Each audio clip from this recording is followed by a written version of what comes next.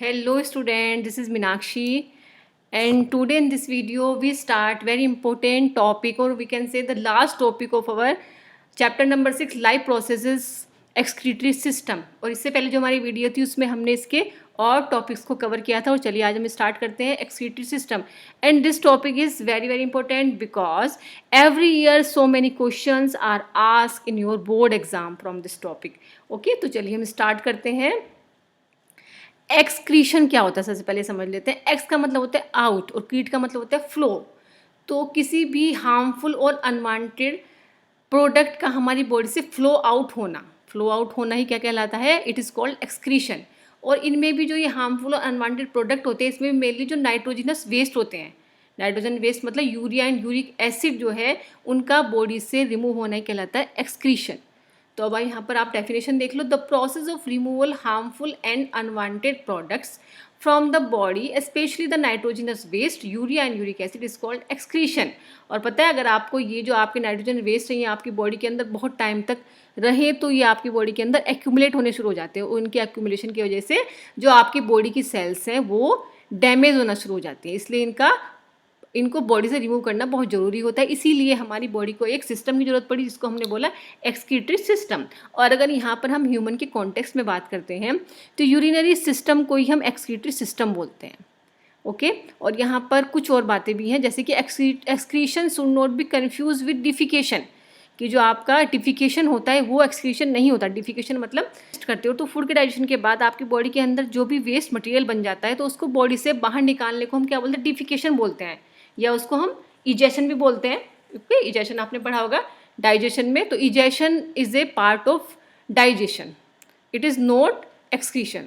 So we are saying that excretion should not be confused with defecation because defecation is not excretion. Or similarly passing out of carbon dioxide through the lungs is not excretion but this is a part of respiration. So हम कह सकते हैं कि in human beings the term urinary system is more appropriate than the excretory system। तो यही हमारा है urinary system और excretory सिस्टम, इस टॉपिक के अंदर स्टडी करेंगे। और देखो जो हमारी मेन एक्सक्रीटरी यूनिट जो हमारी होती है वो होती है हमारी किडनीज़। ओके तो ये जो किडनीज़ है इनके अलावा हमारी बॉडी के अंदर कुछ और एक्सक्रीटरी ऑर्गन्स भी होते हैं। तो apart from this kidney there are some more excretory organs in our body. Number 1 आपके होते हैं लंग्स क्या रिमूव करते हैं, दे रिमूव कार्बन डाइऑक्साइड।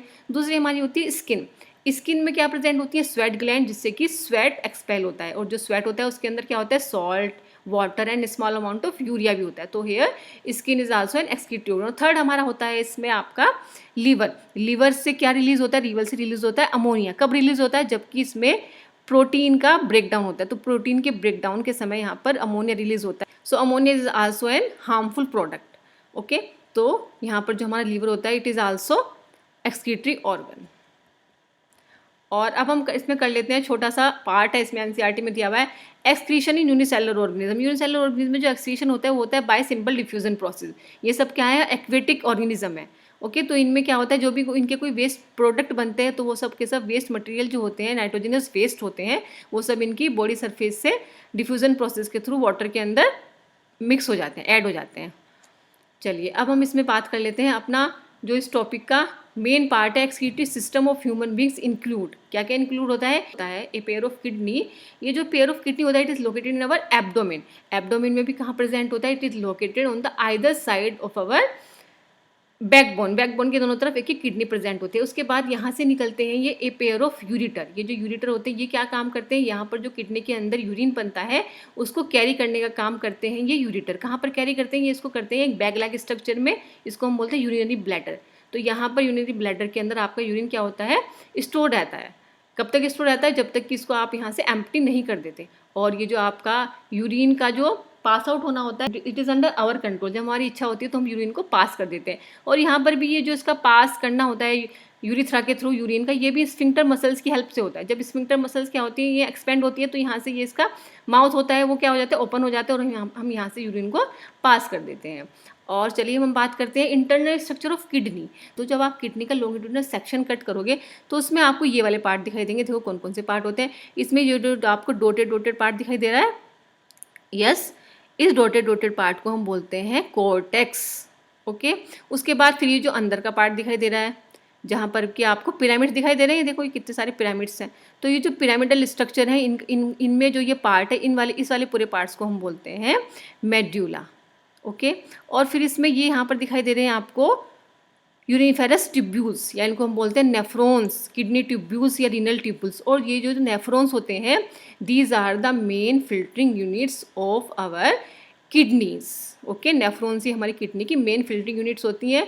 और आपकी in each kidney there are millions of nephrons present. Okay, millions of nephrons are present in our each kidney. और यहाँ पर जो नेफ्रॉन्स होती है, देखो इसकी थोड़ी सी ये देख लो पोजीशन कैसे होती है। इनका नेफ्रॉन्स का जो हेड होता है ये कहाँ पे, ये कोर्टेक्स में प्रेजेंट होता है। फिर जो इनका लोअर पोर्शन है ना, यहाँ पर ये लोअर पोर्शन इनका मेड्यूला में प्रेजेंट होता है। ओके, तो यहाँ पर इनकी पोजीशन होती है। उसके बाद हम बात कर लेते हैं कि इसके अंदर जो रीनल आर्टरी और रीनल वेन एंटर करती है और निकलती है।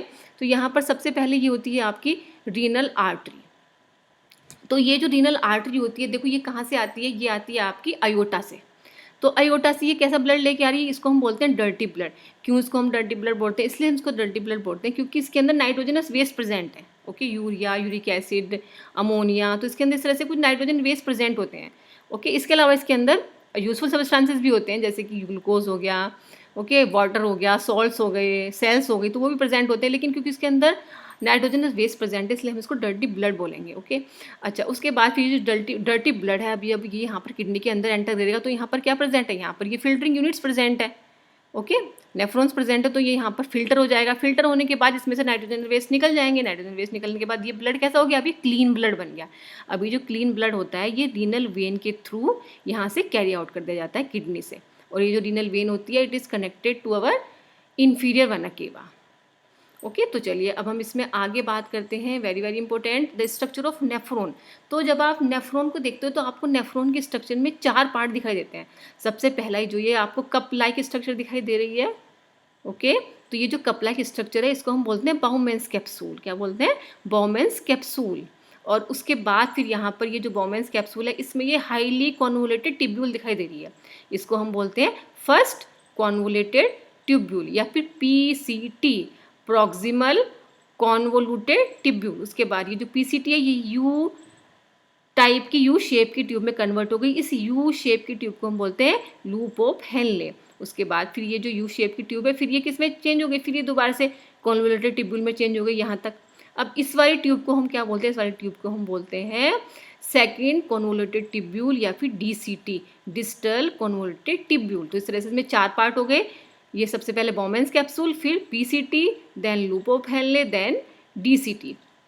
अब ये जो आपकी DCT होती है ना उसके बाद ये यहाँ पर एक कलेक्टिंग डक्ट्स में जाकर ऐड हो जाती है, यहाँ पर ये जाकर मिल जाती है।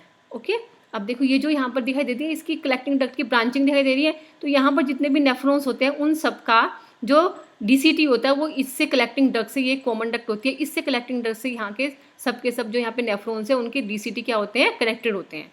एक किडनी के अंदर जितने भी आपके प्रेजेंट होते हैं ओके सब इससे यहाँ पर कनेक्टेड होते हैं। तो उसके बाद फिर यहाँ पर ये जो यूरिन होता है ये कहाँ पर चला जाता है, ये यूरिनरी ब्लैडर में चला जाता है। अब देखो यहाँ पर, अब हम इसमें देख लेते हैं कुछ और इसकी स्ट्रक्चर। यहाँ पर ये आपको दिखाई दे रहा है, it is A note like mass of blood vessel. इसको हम नाम देते हैं glomerulus. It is a network of capillaries. Okay, क्या बोलते हैं इसको, ग्लोमेरुलस बोलते हैं। अब देखो यहाँ पर ये ग्लोमेरुलस है, ये कैसे बनता है, यहाँ पर ये आपको दिखाई दे रही है फ्रॉम रीनल आर्टरी। ये रीनल आर्टरी से आ रही है। देखो रीनल आर्टरी से कैसे आ रही है, ये यहाँ पर मैंने आपको बताया था कि यहाँ पर ये जो आपकी रीनल आर्टरी थी ना यहाँ पर इसकी ब्रांचिंग हो जाती है, दिखाई दे रही है रीनल आर्टरी की ब्रांचिंग, इनको हम बोलते हैं आर्ट्रियोल। तो यही जो आर्ट्रियोल है यही देखो यहाँ पर इसको हमने बोल दिया एफरेंट आर्ट्रियोल। ओके, तो ये एफरेंट आर्ट्रियोल है। उसके बाद ये यहाँ पर ब्लड को लेके आ रही है इसके अंदर, ओके, बाउमेंस कैप्सूल के अंदर। और फिर ये जो यहाँ पर ब्लड को लेके वापस जा रही है इसको हम बोलते हैं इफरेंट आर्ट्रियोल। और ये जो एफरेंट आर्ट्रियोल है ये क्या है, ये यहाँ पर वाइड है, जबकि इफरेंट आर्ट्रियोल क्या है, ये यहाँ पर क्या है, नैरो है। अच्छा, उसके बाद फिर यहाँ पर इसकी इफरेंट आर्ट्रियोल की ब्रांचिंग हो जाती है। वो ये सारी जो ब्रांचेज होती हैं, जो ब्लड कैपिलरीज होती हैं, ये सब की सब क्या हो जाती हैं, ये इसके रीनल ट्यूब्यूल के चारों तरफ कॉइलिंग कर देती हैं। क्यों कॉइलिंग कर देती हैं, क्योंकि यहाँ से इनको यूजफुल सब्सटेंसेस क्या करने हैं, बीच बीच में से बहुत सारी सब्सटेंसेस इनको एब्जॉर्ब करने हैं, इसलिए यहाँ पर इनकी कॉइलिंग हो जाती है। अच्छा, अब हम बात करते हैं इसमें कि जो यूरिन का जो फॉर्मेशन होता है वो कैसे होता है। देखो इसमें अगर आपके हम NCERT बुक में देखते हैं तो उसमें 2 प्रोसेस दी हुई है। फॉर्मेशन ऑफ यूरिन में सबसे पहले दिया हुआ है अल्ट्रा फिल्ट्रेशन, दूसरा इसमें दिया हुआ है रीअब्जॉर्प्शन। अब अल्ट्रा फिल्ट्रेशन देख लो क्या होता है। देखो मैंने आपको बताया था कि यहाँ पर क्या होता है, ये जो एफरेंट आर्ट्रियोल है ये वाइड है, इफरेंट आर्ट्रियोल क्या है, नैरो है। अब यहाँ पर एक तो ये आ रही है कहाँ से, इसमें पहले से ही आयोटा से आ रही है, तो पहले से ही ब्लड का प्रेशर बहुत ज़्यादा है, ऊपर से यहाँ पर ये वाइड हो गया, सॉरी यहाँ पर ये नैरो हो गई, तो यहाँ पर प्रेशर और भी ज़्यादा बढ़ गया। तो उस प्रेशर की वजह से क्या होता है कि यहाँ पर कुछ वेस्ट प्रोडक्ट तो यहाँ से फिल्टर हो जाते हैं, ये ब्लड कैपिलरीज से क्या होता है, वेस्ट प्रोडक्ट यहाँ से फिल्टर होकर इसमें आ जाते हैं बॉमेंस कैप्सूल में। लेकिन यहाँ से वेस्ट प्रोडक्ट के अलावा कुछ यूज़फुल जो आपके सबस्टांसेस होते हैं, जैसे उसमें होता है ग्लूकोज, कुछ एमिनो एसिड्स, कुछ सेल्स, कुछ वाटर, ओके, ये सब भी यहाँ से क्या हो जाते हैं, फिल्टर हो जाते हैं। क्यों फिल्टर हो जाते हैं, क्योंकि प्रेशर की वजह से वो यहाँ से छिटक के इसमें आ जाते हैं। ठीक है, तो इस तरह का जो ये फिल्ट्रेशन है इसको हम अल्ट्रा फिल्ट्रेशन बोलते हैं। ओके, देखो यहाँ पर देख लो एक बार और, ultra filtration, the blood flows through the glomerulus under great pressure. The reason for this greater pressure is that efferent arteriole is narrower than afferent arteriole.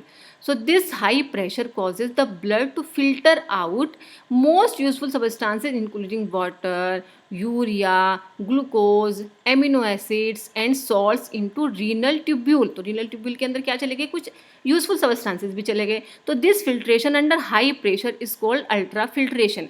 और यहाँ पर ये जो इसके अंदर क्या कर रहा है, ग्लोमेरुलस के अंदर जो ये आपका एंटर कर रहा है, इसको हम बोलते हैं ग्लोमेरुलर फिल्ट्रेट, जिसके के अंदर क्या है, इट इज़ नॉट यूरिन। अब ये यूरिन नहीं है क्योंकि इसके अंदर अभी कुछ हमारे यूजफुल सबस्टांसेस भी है, इसलिए हम इसको यूरिन नहीं बोलेंगे अभी। ओके, इसको हम क्या बोलेंगे, ग्लोमेरुलर फिल्ट्रेट। अब इसके बाद इसके अंदर जब ये आगे जाएगा तो इसके अंदर एक और प्रोसेस होगी जिसको हम बोलते हैं रीअब्जॉर्प्शन। रीअब्जॉर्प्शन में क्या होगा कि जितने भी इसने यूजफुल सबस्टांसेस यहाँ से इसके अंदर चले गए थे वो सब क्या हो जाएंगे, वो सब आपकी ब्लड कैपिलरीज के थ्रू क्या हो जाएंगे, एब्जॉर्ब हो जाएंगे। ओके, तो यहाँ पर देखो ये सब के सब यहाँ पर क्या कर लेती हैं, ये जो ब्लड कैपिलरीज है यहाँ पर बीच बीच में ये सब यहाँ से इसमें एब्जॉर्ब कर लेती है, यहाँ से सब ये, इसलिए यहाँ पर ये पूरी क्या है, इसमें यहाँ पूरा नेटवर्क फैला हुआ है। यहाँ पर सबसे ज़्यादा वाटर एब्जॉर्ब होता है, सारा का सारा वाटर जो होता है वो यहाँ पर एब्जॉर्ब हो जाता है।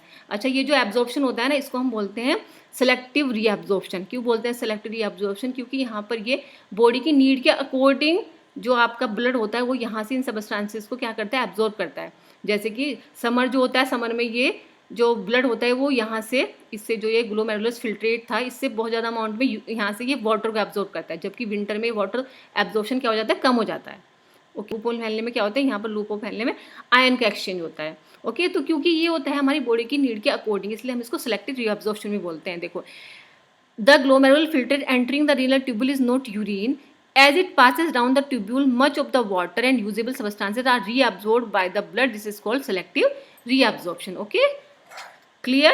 इसलिए हम इसको बोलते हैं selective reabsorption, क्योंकि यूजफुल सबस्टांसेस जो हो रहे हैं वो बॉडी की नीड के अकॉर्डिंग यहाँ पे रीअब्जॉर्ब हो रहे हैं। अब देखिए, अब इसमें आगे बात कर लेते हैं हम कि कुछ जो पर्सन होते हैं उनकी जो किडनी हो जाती है वो ख़राब हो जाती है, इसको हम किडनी फेलियर बोलते हैं। तो जो किडनी फेलियर पर्सन होते हैं उनमें हम उनके ब्लड को प्योर करने के लिए हम आर्टिफिशियल किडनी का यूज़ करते हैं, और ये जो प्रोसेस होती है इसको हम बोलते हैं हीमोडायलिसिस। और यहाँ पर ये जो आपको पूरा अरेंजमेंट दिखाई दे रहा है ना, ये पूरा अरेंजमेंट, इसको ही हम बोल रहे हैं आर्टिफिशियल किडनी। आर्टिफिशियल किडनी में क्या होता है मेन, इसमें यहाँ पर ये डायलाइजिंग सोल्यूशन होता है, और ये जो डायलाइजिंग सोल्यूशन होता है ये बिल्कुल आपके ब्लड की तरह होता है, प्योर ब्लड की तरह होता है। जो आपका क्लीन ब्लड होता है ना, बिल्कुल वो ही होता है डायलाइजिंग सोल्यूशन में। बस क्या फ़र्क होता है कि इसके अंदर जो प्रेजेंट होता है, इसके अंदर प्रेजेंट होता है आपका urine. Okay, urea and uric acid जो होते हैं वो इसके अंदर यूरिन प्रेजेंट होता है। अब जब इसके अंदर वो यूरिन प्रेजेंट होगा तो यहाँ पर स्मॉल अमाउंट में होता है, ठीक है ना। तो यहाँ पर क्या होगा, अब ये यहाँ पर है, इसके अंदर ये डायलाइजिंग सोल्यूशन चला जाएगा। ओके, यहाँ पर ये जा रहा है, यहाँ पर ये tubing of the selective permeable membrane, यहाँ पर सेलेक्टिव परमेबल मेम्ब्रेन की यहाँ पर ये ट्यूब्स हैं। तो ये क्या करेंगे, देखो यहाँ पर कि यहाँ पर जो जब ये यहाँ से डर्टी ब्लड आएगा इस पेशेंट की बॉडी से, यहाँ पर आ गया, इनके अंदर चला गया। अब यहाँ पर ये क्या है, this is your dialysing solution. तो ये डायलाइजिंग सोल्यूशन क्या करेगा, क्योंकि यहाँ पर डिफ्यूज़न प्रोसेस होगी कि यहाँ से जो, क्योंकि यहाँ पर जो इसका ह्यूमन का जो ब्लड है उसके अंदर क्या है, यूरिन का कंसनट्रेशन ज़्यादा, यहाँ पर जो यूरिन होगा वो यहाँ से, क्योंकि ब्लड के अंदर क्या है, हाई कंसनट्रेशन है, तो और इसके अंदर डायलाइजिंग सोल्यूशन के अंदर क्या है, लो कंसनट्रेशन है। तो यहाँ पर ये लो कंसनट्रेशन से हाई कंसनट्रेशन के अंदर सारा का सारा जो यूरिन होगा वो इसके अंदर चला जाएगा। अब इसका जो ब्लड हो गया वो क्या हो गया, क्लीन हो गया, इसके अंदर से क्या हो गया, यूरिन हट गया। ओके, अब ये जो क्लीन ब्लड होगा ये यहाँ पर इसके थ्रू ये नीचे जो है यहाँ पर ट्यूबिंग्स हैं, इन ट्यूबिंग्स के थ्रू इसकी बॉडी में दोबारा से इंजेक्ट कर दिया जाता है। और ये यहाँ पर जो यूज डायलाइजिंग सोल्यूशन होता है वो यहाँ पर दूसरे वेसल में इसके अंदर आ जाता है। इसके अंदर क्या होते हैं, यूरिया एंड एक्सिस सॉल्ट होता है। हम आ जाते हैं इसका सबसे लास्ट जो हमारा बचता है, एक्सक्रीशन इन प्लांट्स। देखो इसमें बहुत ज़्यादा नहीं है, इसमें देखो आप देख सकते हो कि जो ऑक्सीजन जो रिलीज़ करते हैं प्लांट्स फोटोसिंथेसिस की प्रोसेस में, वो भी हम बोलते हैं कि it is a waste product, तो इसको भी हम एक्सक्रीशन का नाम देते हैं, ऑक्सीजन का रिलीज होना। उसके बाद जो ट्रांसपिरेशन की प्रोसेस में जो प्लांट्स होते हैं वो वाटर रिमूव करते हैं, उसको भी हम एक्सक्रीशन बोलते हैं, वो भी वेस्ट प्रोडक्ट में आता है। उसके अलावा इसमें कुछ जो पत्तियाँ इसमें गिरती हैं वो भी इसमें एक्सक्रीशन में आता है, वेस्ट में आता है वो भी। और इसकी जो प्लांट होती है उसके वैक्यूल्स में भी कुछ प्रोडक्ट, वेस्ट प्रोडक्ट स्टोर रहते हैं। ओके। और इसके अलावा इसमें जो होते हैं कुछ जो रेजिन्स और गम्स निकलते हैं, आपने देखा होगा कि जो बहुत पुराने जो वो होते हैं ट्रीज होते हैं उनके ट्रंक से रेजिन और गम्स निकलते हैं, तो it is also a waste product of plants. और उसके अलावा जब यहाँ पर ये प्लांट जो होते हैं वो एक्सक्रीट करते हैं कुछ वेस्ट मटेरियल को into the soil around them, soil के अंदर भी कुछ वेस्ट मटेरियल को क्या करते हैं, एक्सक्रीट कर देते हैं। तो इस तरह से ये यहाँ पर है एक्सक्रीशन इन प्लांट्स। तो स्टूडेंट इस तरह से यहाँ पर ये आपका टॉपिक होगा complete. Student, if you think that the video was useful for you, so please like it, share it and also subscribe my channel। और आप बेल आइकन को भी प्रेस कर देना जिससे कि आपको मेरी नई वीडियो के बारे में अपडेट्स मिलते रहें। Okay students, thanks for watching.